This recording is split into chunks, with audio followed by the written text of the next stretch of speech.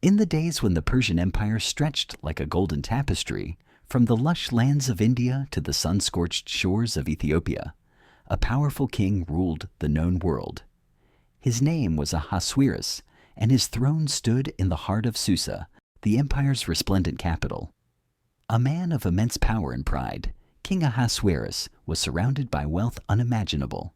Yet within the palace walls, a chain of events would unfold that would forever alter the fate of an entire nation. In the 3rd year of his reign, King Ahasuerus called for a royal feast that would last not for days or even weeks, but for 6 full months. For 180 days, nobles, governors, and princes from all 127 provinces were lavished with opulence. Golden vessels adorned the banquet tables, and curtains of fine linen fluttered in the palace breeze. It was not merely a display of wealth, it was a declaration of dominance. At the culmination of this feast, the king held an additional 7-day banquet for all the men of Susa, great and small. Meanwhile, Queen Vashti, his beautiful and dignified wife, hosted a separate banquet for the women of the palace. On the 7th day, when King Ahasuerus' heart was merry with wine, he made a fateful request. He ordered that Queen Vashti appear before his guests wearing her royal crown to display her beauty before the assembly. Whether out of modesty, pride, or sheer defiance, Vashti refused. The refusal was unprecedented. A woman, a queen, had said no to the king. The court erupted in whispers and gasps. The king's advisors, fearful of rebellion among women throughout the empire, urged Ahasuerus to act swiftly. If Vashti's defiance went unpunished, they warned, other wives would rise up against their husbands. In a storm of pride and peer pressure, Ahasuerus issued a decree. Vashti was to be stripped of her crown and banished from his presence forever. In time, the king's fury subsided, replaced by regret and loneliness. His counselors proposed a solution, a royal search for a new queen. Beautiful virgins from every province were to be gathered and brought to the palace. There, after a year of beauty treatments, 6 months with oil of myrrh, and 6 months with perfumes and cosmetics, each young woman would be presented before the king. Among those taken to the palace was a young Jewish woman named Hadassah, known by her Persian name, Esther. Orphaned at a young age, Esther had been raised by her cousin Mordecai, a man of wisdom and integrity who served at the king's gate. The Jews, though still in exile, had lived peacefully in Persia, but not without the threat of prejudice and political instability. For this reason, Mordecai advised Esther to keep her Jewish identity a secret. In the palace, Esther stood apart. Her beauty was radiant, but it was her grace, kindness, and humility that won the favor of Haggai, the eunuch in charge of the women. He gave her the best quarters, the finest cosmetics, and maids from the king's household. When it was her turn to go before the king, Esther asked for nothing beyond what Haggai recommended. King Ahasuerus was captivated. Esther found favor in his eyes above all others, and he placed the royal crown upon her head, declaring her queen in place of Vashti. A grand banquet, the Feast of Esther, was held to celebrate her coronation. Meanwhile, Mordecai, ever faithful and alert, uncovered a sinister plot. 2 of the king's eunuchs, Bigthan and Teresh, were plotting to assassinate Ahasuerus. Mordecai passed the information to Esther, who relayed it to the king in Mordecai's name. The plot was foiled, and the conspirators were executed. Mordecai's act of loyalty was recorded in the royal chronicles, but no reward was given. Not yet. Haman the Agagite, a descendant of King Agag, a longtime enemy of the Jews, a man of immense pride and ambition, elevated by the king to the highest position in the court, second only to Ahasuerus. All the officials at the king's gate bowed in reverence to Haman. All but one, Mordecai. This act of civil disobedience enraged Haman. When he learned of Mordecai's Jewish identity, his hatred deepened even more. Haman devised a plan not only to kill Mordecai, but to annihilate every Jew in the empire, casting lots. Haman chose a day nearly a year in the future for the extermination. He approached the king with a veiled accusation. There is a certain people dispersed among the provinces who do not follow your laws. It is not in the king's best interest to tolerate them.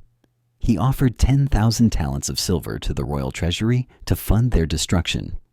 Without investigating further, Ahasuerus removed his signet ring and handed it to Haman, authorizing the decree.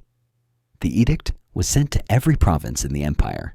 On the 13th day of the 12th month, all Jews, young and old, men and women, were to be killed and their possessions plundered.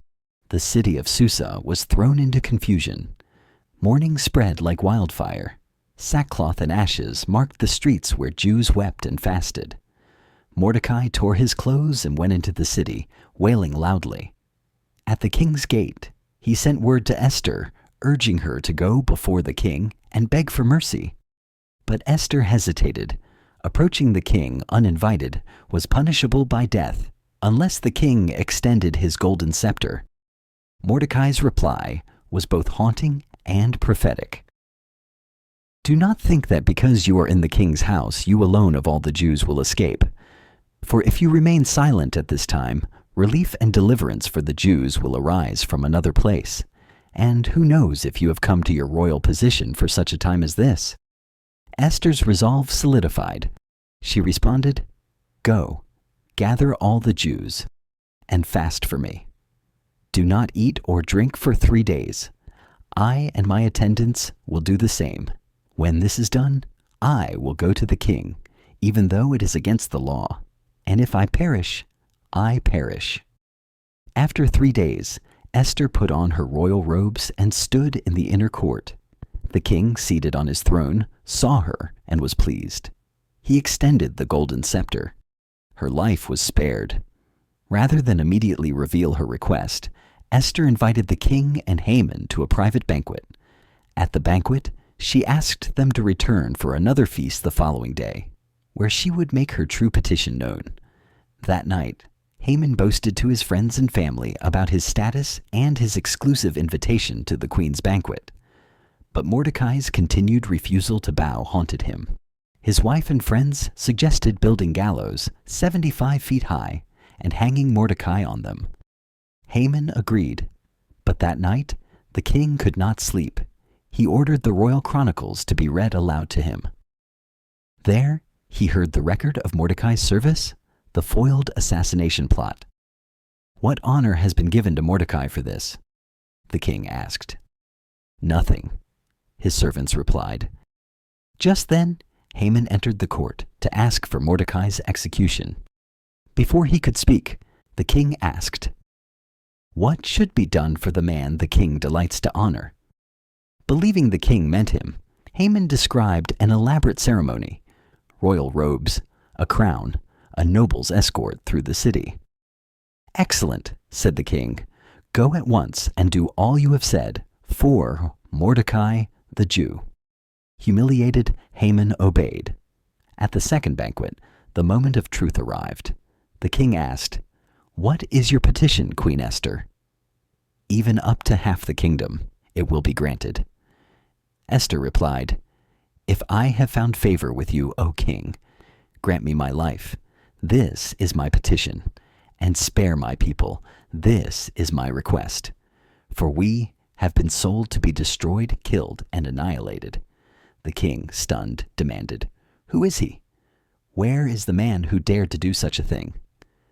Esther pointed, "An adversary and enemy, this vile Haman." The room erupted in chaos. Haman begged for his life. In a final act of poetic justice, the king ordered Haman to be hanged on the very gallows he had prepared for Mordecai.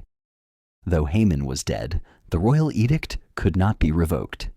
Instead, the king gave his signet ring to Mordecai, empowering him to write a new decree. On the appointed day, the Jews were authorized to assemble and defend themselves. Across the empire, Jews gained support and favor.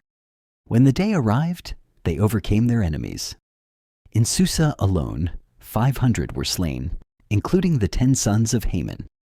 To celebrate their deliverance, Mordecai instituted the Feast of Purim.